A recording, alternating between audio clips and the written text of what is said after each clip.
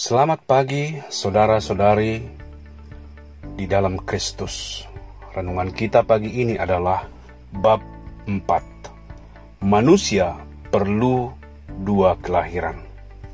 Nikodemus terkejut ketika Yesus menekankan bahwa dia perlu dilahirkan kembali.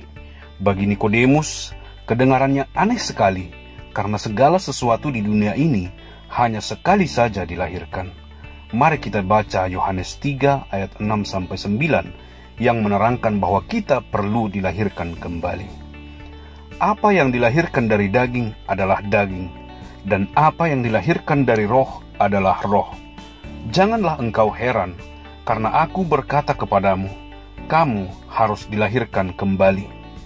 Angin bertiup kemana ia mau, dan engkau mendengar bunyinya. Tetapi engkau tidak tahu dari mana ia datang, atau kemana ia pergi. Demikianlah halnya dengan tiap-tiap orang yang lahir dari roh. Nikodemus menjawab, katanya, bagaimanakah mungkin hal itu terjadi? Sebagai anak Allah, Yesus dapat membaca pikiran Nikodemus yang sedang bingung tentang perlunya dilahirkan kembali. Yesus berkata, apa yang dilahirkan dari daging adalah daging, dan apa yang dilahirkan dari roh adalah roh. Dengan kata lain, Yesus mengingatkan Nikodemus bahwa manusia itu adalah ciptaan yang unik di antara semua ciptaan Allah karena manusia memiliki tubuh dan roh.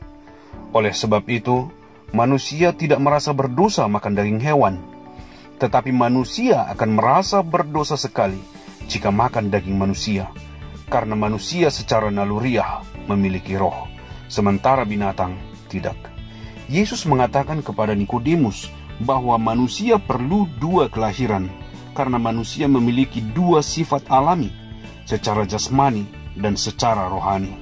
Secara jasmani kita dilahirkan oleh ibu kita ke dalam dunia ini.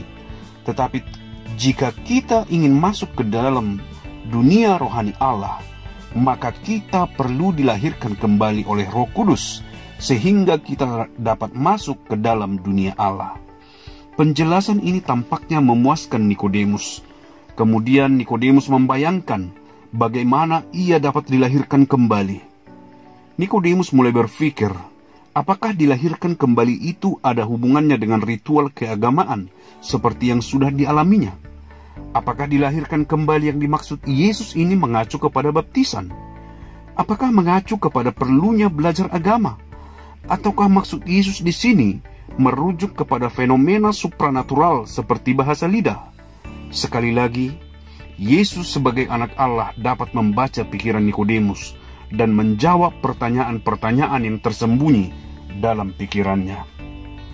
Yesus berkata kepada Nikodemus bahwa kelahiran yang kedua ini tidak terlihat, sama seperti angin yang tidak terlihat. Sementara baptisan, kelas katekisasi, atau bahasa roh itu dapat dilihat dan dapat difoto atau di video.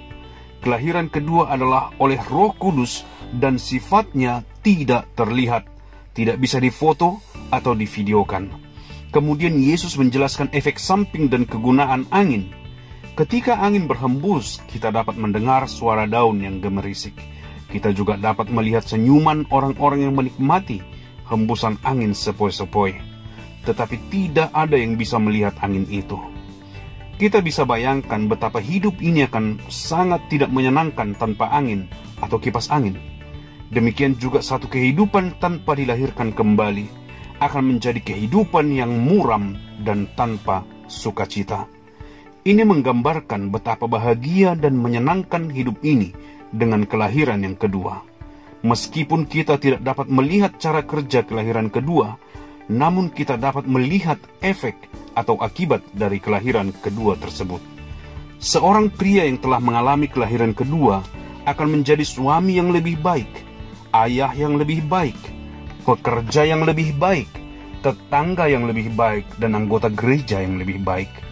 Wanita yang telah mengalami kelahiran kedua akan menjadi istri yang lebih baik, mama yang lebih baik, ibu rumah tangga yang lebih baik, tetangga yang lebih baik, anggota gereja yang lebih baik. Pemuda yang dilahirkan kembali akan menjadi anak yang lebih baik, murid yang lebih baik, teman sekelas yang lebih baik, dan anggota kelompok pemuda yang lebih baik. semua yang telah dilahirkan kembali akan memiliki kedamaian dan sukacita yang besar. Nikodemus ingin dilahirkan kembali.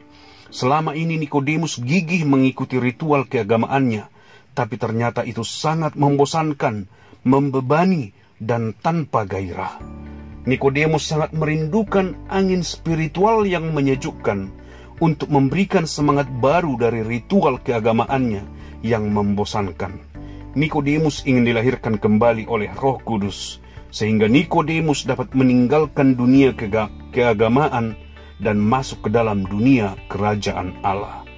Namun Nikodemus tidak tahu bagaimana caranya.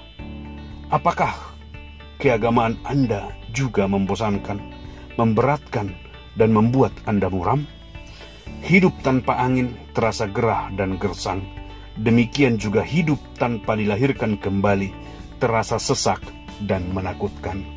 Terima kasih saudara-saudari sudah mendengarkan. Sampai berjumpa esok hari. Tuhan memberkati.